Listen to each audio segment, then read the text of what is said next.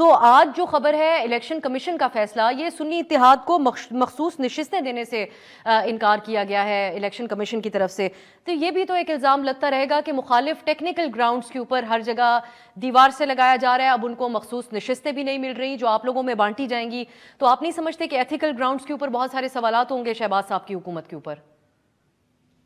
जी देखिए, ये एक हमेशा ही मुश्किल मामला है कि हम अदालती फैसले या इदारों के जो फैसले हैं वो अगर जब मुस्लिम लीग नून के खिलाफ आ रहे थे तो तहरीक इंसाफ की नज़र में वो बिल्कुल दुरुस्त थे और लेजिटिमेट थे, और आज अगर उनकी नज़र में उनके खिलाफ आ रहे हैं तो वो इलेजिटिमेट है।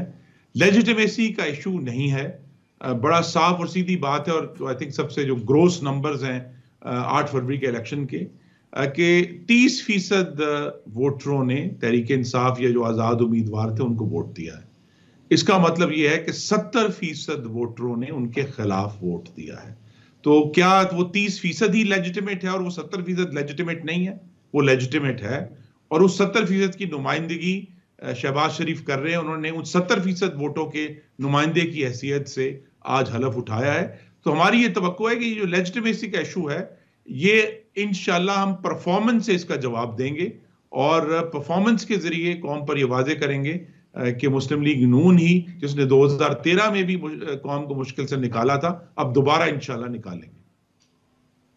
आपके ख्याल में खुर्रम साहब मखसूस नशिस्तें मिलनी चाहिए थी सुन्नी इत्तेहाद को?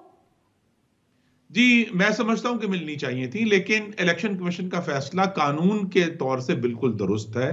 कानून में ऐसी कोई गुंजाइश मौजूद नहीं है कि एक ऐसी जमात जिसने ना ही लिस्ट जमा कराई हो और ना ही मखसूस नशिस्तों के लिए कागजात नामजदगी दाखिल कराए हों। आपके नाजरीन में से अक्सर को शायद मालूम ना हो कि मखसूस नशिस्तों के उम्मीदवार भी उसी तरह कागजात नामजदगी दाखिल करते हैं जिस तरह इंतखाब लड़ने वाले उम्मीदवार। उनका भी पूरा प्रोसेस जो कानून में लिखा हुआ है वो उनका प्रोसेस भी होता है। यहां हमें एक ऐसी सिचुएशन का सामना है कि एक ऐसी जमात जिसका एक कागज नामजदगी दाखिल नहीं किया गया, एक लिस्ट भी दाखिल नहीं की गई, वो अचानक अब उम्मीदवार हैं दर्जनों नशिस्तों के। तो लिहाजा ये इलेक्शन कमीशन ने एक कानूनी खला के अंदर अपना फैसला दिया है, और मेरी अब कयास यही है कि ये मामला सुप्रीम कोर्ट में जाके सेटल होगा, और फिर बिल आखिर जो अब पार्लियामान जिसने हलफ उठा लिया है वो उस कानून साजी करके इस इबहम को दूर करेंगे।